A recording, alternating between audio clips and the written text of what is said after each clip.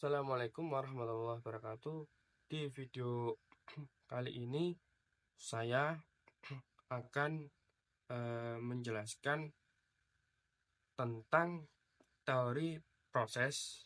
Teori proses sendiri ada 4, yaitu teori harapan atau ekspektasi teori, teori penentuan tujuan goal setting teori, dan teori penguatan reinforcement teori, dan teori keadilan equity teori sebagai tugas pengganti pertemuan 22 Maret 2025 dalam mata kuliah Motivation and Training.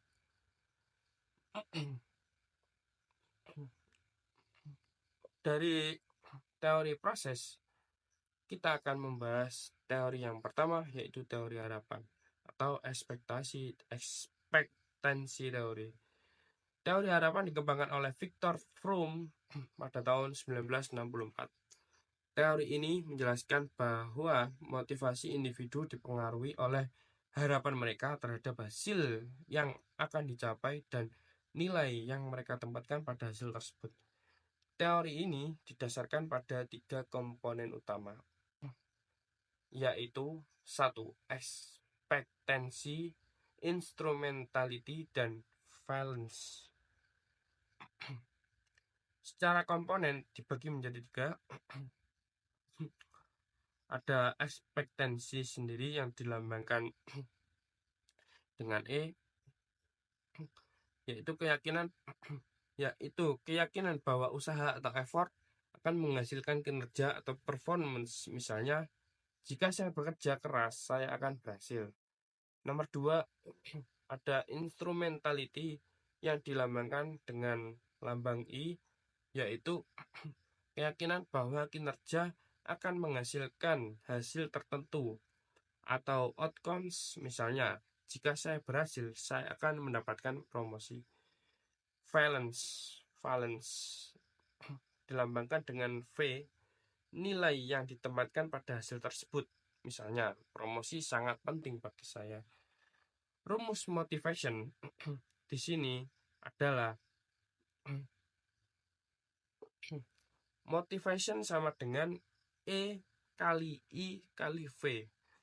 Secara pengaplikasiannya, manajer dapat menggunakan teori harapan untuk mengklarifikasi harapan kinerja dan hasil yang diinginkan. Terus menyediakan umpan balik dalam konstruktif dan tepat waktu. Terus selanjutnya memastikan bahwa hasil yang ditawarkan bernilai tinggi bagi karyawan. Masuk teori nomor 2, yaitu teori penentuan tujuan atau goal setting teori. Teori penentuan tujuan dikembangkan oleh Edwin Locke pada tahun 1968.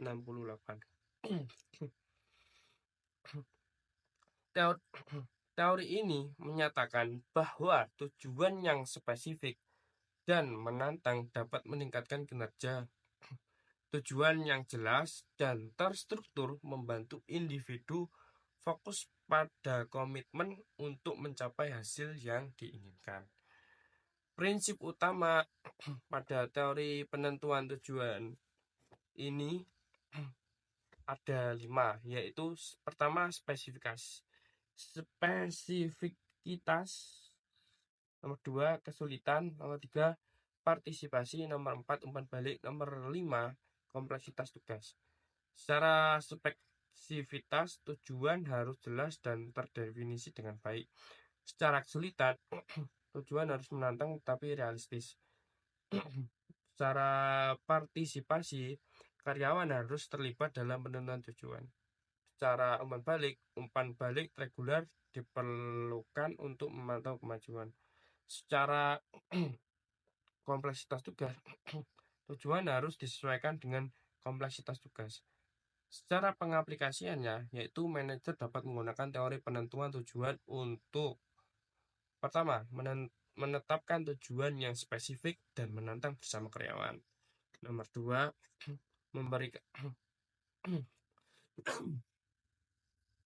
Nomor 2, memberikan umpan balik yang konstruktif dan mendukung. Nomor 3, memastikan bahwa tujuan sesuai dengan kapabilitas dan sumber daya karyawan. Kita masuk pada teori nomor 3, yaitu teori penguatan, reinforcement theory. Teori penguatan dikembangkan oleh B.F. Skinner. Teori ini berfokus pada bagaimana perilaku dipengaruhi dan konsekuensi. Maaf, saya ulang. Teori ini berfokus pada bagaimana perilaku dipengaruhi oleh konsekuensi. Perilaku yang diikuti oleh konsekuensi positif atau penguatan positif cenderung berulang, sedangkan perilaku yang diikuti oleh konsekuensi negatif atau penguatan negatif atau hukuman cenderung berkurang. Jenis penguatan terbagi menjadi 4. Di sini penguatan positif, penguatan negatif, punishment, dan extinction atau punah. Penguatan positif sendiri memberikan hadiah atau intensif untuk perilaku yang diinginkan. Sedangkan penguatan negatif menghilangkan konsekuensi negatif untuk perilaku yang diinginkan. Nomor 3, punishment atau hukuman memberikan konsekuensi negatif untuk perilaku yang tidak diinginkan. Extinction atau punah menghilangkan penguatan untuk perilaku yang tidak diinginkan. Cara pengaplikasian, manajer dapat menggunakan teori penguatan untuk menggunakan penguatan positif untuk memotivasi karyawan, menggunakan penguatan negatif untuk mengurangi perilaku negatif, menghindari hukuman yang berlebihan karena dapat menimbulkan resistensi. Kita masuk pada teori yang keempat, yaitu teori keadilan. Equity theory. Teori keadilan dikembangkan oleh J. Staggy Adam pada tahun 1963. Teori ini berfokus pada bagaimana individu menilai keadilan dalam hubungan antara input dan output mereka dibandingkan dengan orang lain. Ketidakadilan dapat menyebabkan ketidakpuasan dan demotivasi. Secara konsep, input itu usaha, waktu, keterampilan, dedikasi, dan lain-lain. Secara output itu bisa dijabarkan atau bisa dicontohkan seperti gaji, pengakuan, promosi, kondisi kerja, dan lain-lain. Perbandingan itu bisa dijelaskan jika individu membandingkan rasio input-output mereka dengan rasio input-output orang lain atau referen. Jenis ketidakadilan di sini ada 2, yaitu under reward dan over reward. Under reward yaitu rasio input output. Rasio input ke output individu lebih rendah daripada reference. Over reward di sini dijelaskan rasio input ke output individu lebih tinggi daripada reference.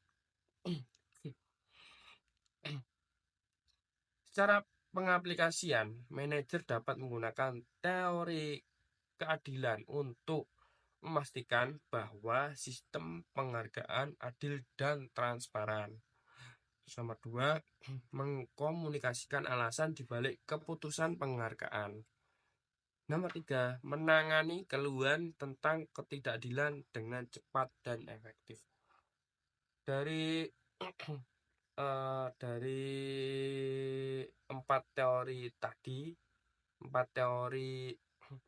teori proses tadi bisa diambil kesimpulan, yaitu teori-teori proses ini memberikan kerangka kerja yang berguna bagi manajer untuk memahami dan mempengaruhi motivasi karyawan.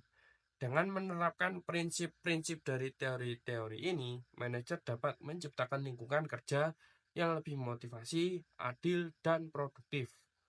Setiap teori memiliki kekuatan dan keterbatasannya sendiri, sehingga manajer perlu fleksibel dan adaptif dalam pendekatan mereka. Mungkin cukup sekian dari saya. Kurang lebihnya jika ada tutur saya yang kurang baik, saya mohon maaf. Akhirul kalam, Indonesia Mustaqim. Wassalamualaikum warahmatullahi wabarakatuh.